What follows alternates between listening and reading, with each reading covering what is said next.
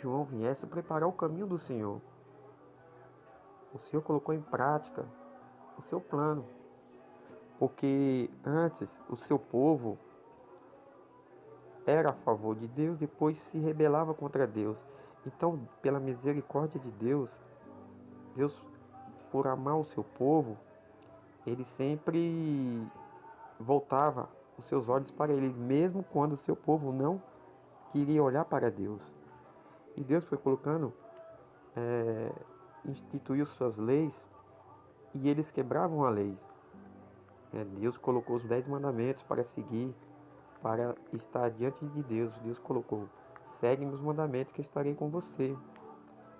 E por um tempo, quando eles pareciam, que estavam de bem de vida, eles se rebelavam contra Deus. E quando eles estavam na pior, eles oravam a Deus, pediam que Deus voltasse para ele novamente. Então era nesse vai e vem que Deus falou: não, tudo bem, agora eu vou colocar um plano de salvação para todos, porque naquele tempo era o povo de Israel, era o seu povo, o povo escolhido. Mas Deus agora está olhando para todos, Por isso que João Batista veio, pregou no deserto que viria um Senhor que tiraria o pecado do mundo, Aí, o que acontece? Após o seu batismo de Jesus, inicia o ministério. Ele cura muitos enfermos, expulsa demônio, realiza muitos milagres, ensinando o que era preciso para herdar o reino dos céus. Em um dos seus ensinos, ele fala com Nicodemos e dizia, no Evangelho de João, capítulo 3, versículo 3 a 5, o Senhor diz assim: na verdade te digo, que aquele que não nascer de novo não pode ver o reino de Deus. Nicodemos pergunta: como pode um homem nascer sendo velho? Porventura, pode tornar a entrar no ventre de sua mãe e nascer? Assim disse Jesus: na verdade te digo, que aquele que não nascer da água e do Espírito não pode entrar no reino de Deus. Temos que nascer de novo na água e do Espírito, que ele quer dizer, precisamos se batizar. É através do batismo que fazemos uma aliança com Deus, se arrependendo de todos os pecados e não cometendo mais, e estando na presença do Senhor. Em João 3,16 diz: porque Deus amou o mundo de tal maneira que deu seu Filho unigênito, para que todo aquele que nele crê não pereça, mas tenha a vida eterna. E como sempre, Jesus explicando a respeito da vida eterna. Você pode acompanhar no Evangelho de Marcos, no capítulo 10, versículos 17 a 19, e diz assim: e pondo-se a caminho, correu para ele um homem, o qual se ajoelhou diante dele e lhe perguntou: bom mestre, que farei para herdar a vida eterna? E Jesus disse: por que me chamas bom? Ninguém há bom, senão um que é Deus. Tu sabes os mandamentos? Não adulterarás, não matarás, não furtarás, não dirás falso testemunho, não defraudará alguém, honra teu pai e tua mãe. Jesus explicando para se conseguir, para ter a vida eterna. Em Mateus 22, no versículo de 36 a 39, outro pergunta: mestre, qual o grande mandamento na lei?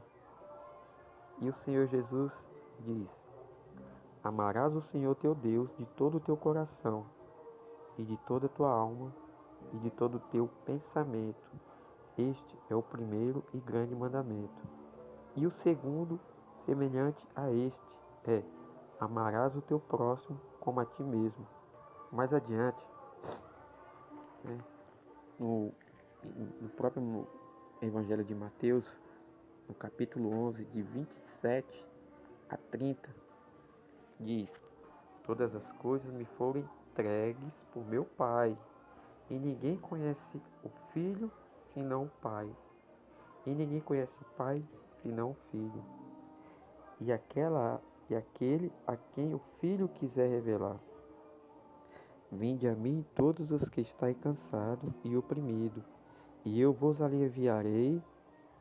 Tomai sobre vós o meu jugo, e aprendei de mim, que sou manso e humilde de coração, e encontrarei descanso para as vossas almas, porque meu jugo é suave e o meu fardo leve.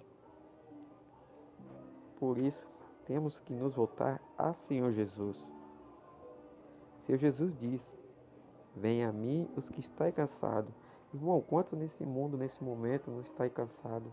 Cansado que eu digo assim, conforme nós temos a luta diária, irmão, a luta carnal, espiritual, porque às vezes a gente estamos de uma tal maneira que a gente olhamos pelo lado de achamos que não temos ninguém, né? A gente não tem às vezes com quem contar, mas o Senhor diz: venha a mim os que estão cansados, os oprimidos, porque a gente devemos contar com o Senhor. Ele é que vai nos aliviar do sofrimento, de toda dor. E aqui também no Evangelho de João, no capítulo 6, capítulo 14, versículo 6, diz o Senhor: eu sou o caminho, a verdade e a vida. Ninguém vem ao Pai senão por mim. É por meio de Cristo, irmão. Não há outro. Não há outro na terra. Somente Jesus que está no céu olhando por nós. E diz também no Mateus 24, 13. O Senhor fala: aquele que perseverar até o fim será salvo. O que eu quero dizer é que, como tem na Bíblia, a promessa do Senhor é a vida eterna, é ser salvo por Jesus Cristo. E o Senhor fala, né? Depois que o Senhor esteve na terra, ensinando a muitos, curando os enfermos, fazendo muitas maravilhas, depois da sua morte, ele apareceu aos seus discípulos e instruiu eles, a todos, que fizesse o quê? De acordo com Marcos, capítulo 16, versículo 15 e 16, o Senhor fala: ide por todo o mundo e pregai o evangelho a toda criatura. Quem crê e for batizado será salvo, mas quem não crê será condenado. E no Evangelho de Mateus, ele também confirma as suas palavras no capítulo 28, no versículo 19 e versículo 20. Ele diz: portanto, ide e ensinai todas as nações, batizando em nome do Pai, do Filho e do Espírito Santo, ensinando-os a guardar todas as coisas que eu vos tenho mandado. E eis que eu estou convosco todos os dias, até a consumação dos séculos. Amém. Irmão, essa mensagem é o que está na Bíblia. Eu ficava procurando uma resposta. Como assim, né? Como eu serei salvo, né? Porque a pessoa me falava uma coisa, outra me falava outra, né? E eu vim procurar na Bíblia, irmão. Eu falava assim: o que eu preciso para ser salvo, né? Então eu entendi que não é pelas minhas obras, não é se eu sou bom e faço bem, é por meio de Jesus Cristo. O Senhor não está fazendo promessa de me dar uma casa, não está fazendo promessa de me dar um carro, não está fazendo uma promessa de me dar riquezas. O Senhor está me dando a promessa de me dar a vida eterna. Porque essa vida, irmão, é passageira. É passageira, mas se você está com Cristo, ele diz: "A- mesmo aquele que morra, viverá. Aquele que morre em Cristo." Então não devemos se preocupar, irmão, com bens materiais, se vamos conseguir ou não. A gente devemos se preocupar se vamos conseguir ter a vida eterna. E Jesus diz: "Meu jugo é leve." Ele não impõe a você que faça mil e umas coisas. Ele põe que você siga ele fielmente, né? E tenha essa comunhão com o Senhor, faça essa aliança com o Senhor. É isso que ele pede. A aliança que eu digo é: procure nascer de novo da água e do Espírito, irmão. Essa é a mensagem que eu encontrei na Bíblia e procurei passar para alguns irmãos que estejam na mesma situação que eu.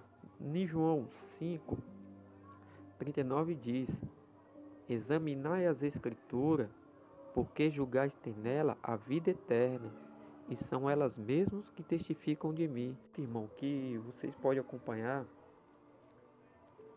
essas passagens que eu passei para vocês, que é bíblico, entendeu? Não é de mim que está saindo essas palavras, não sou eu que estou falando, é a palavra do Senhor, entendeu, irmão? Que vocês possam refletir e se procurarem que tem alguma dúvida, se eu puder, se eu souber responder também, né, irmão, eu vou procurar de acordo com a palavra do Senhor. Assim também como eu tenho muitas dúvidas e sempre continuo procurando a palavra do Senhor, mas eu creio fielmente que a vida eterna é através do Senhor Jesus Cristo. Amém, irmão? Que a paz seja com todos.